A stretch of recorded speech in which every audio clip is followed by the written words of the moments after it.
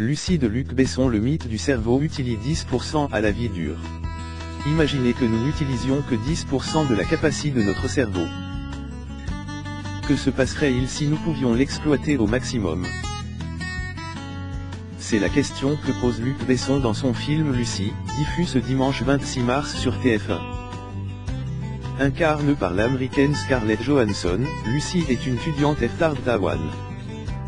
Un amant la convainc d'apporter une valise dans un hôtel et tout tourne mal, elle se retrouve aux mains de mafieux chinois qui veulent en faire une mule et inscrire dans son abdomen un paquet d'une drogue expérimentale. APRS un passage tabac, le paquet de cristaux bleus fuit, et la molécule, le CPH4, se dissémine dans son organisme et lui donne progressivement accès 100% de ses capacités cérébrales.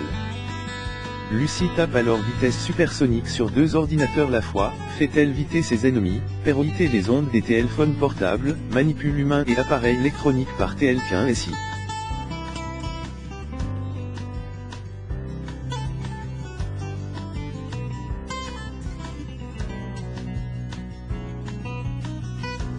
La plupart des traits humains n'utiliseraient que 10% de leur cerveau, peut-on entendre dans la bande-annonce du film, voir ci-dessus.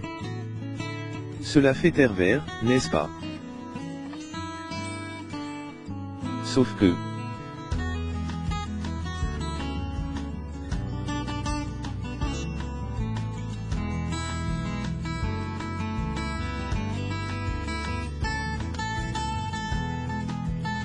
c'est un mythe.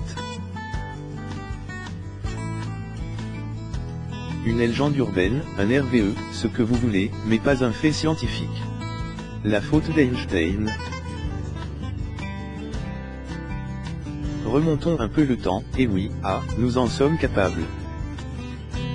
Pour comprendre qui a bien pu être l'origine d'une telle affirmation. Il paraît qu'Albert Einstein aurait lui-même expliqué son intelligence en faisant justement référence à cette inutilisation partielle des capacités de notre cerveau. Malheureusement, aucun document sérité ne prouve que c'est la faute du pauvre homme. Plus probablement, l'idée viendrait du psychologue et philosophe William James dans son livre The Energy of Men, paru en 1908, à CRIT, nous n'utilisons qu'une petite partie de nos potentielles ressources mentales et physiques.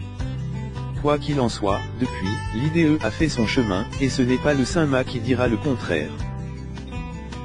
Car avant Lucie, d'autres films ont exploité le filon de ce mythe. Parmi eux, PH Non-E, un film dramatique et fantastique de 1996 réalisé par John Turteltaub, avec John Travolta, ou encore Limitless, un thriller américain réalisé par Neil Burger, avec Bradley Cooper, Aggie Cornish, et Robert De Niro, en 2011. Premier paradoxe prendre en compte, celui de notre évolution. Notre cerveau a triple de taille ces 2 derniers millions d'années, rappelle le site Psychology Today. Même s'il ne correspond qu'à environ 2% de notre masse corporelle, notre cerveau consomme 20% de notre énergie. Avoir un organe qui nous demande autant pour NTRE utilise que 10%, du point de vue de l'évolution, cela n'a aucun sens. Par ailleurs, les neurosciences ont réussi à prouver que notre cerveau est actif entièrement, tout le temps. Lorsqu'on fait une imagerie par résonance magnétique fonctionnelle, IRMF, il est vrai qu'on ne voit jamais tout le cerveau actif en même temps. L'activité cérébrale était repérable par petites zones qui s'illuminent elle prend. Mais, comme l'explique le professeur en neurosciences et psychologie de l'Université de New York Joe Ledouze Atlantic, le cerveau pourrait être actif 100% en réalisant une tête chez M si seule une toute petite partie lui est entièrement dédiée. De nombreux types d'études d'imagerie du cerveau montrent qu'aucune zone du cerveau est complètement silencieuse ou inactive, écrivait les chercheurs Rachel C. Vrimin et Aaron E. Carole sur le New York Times. Des investigations minutieuses du cerveau n'ont pas pu identifier ce non-fonctionnement 90%.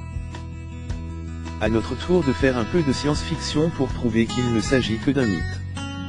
Imaginons que vivre avec seulement 10% de notre cerveau ne nous tue pas. Voici ce qu'en dit l'Université de Washington.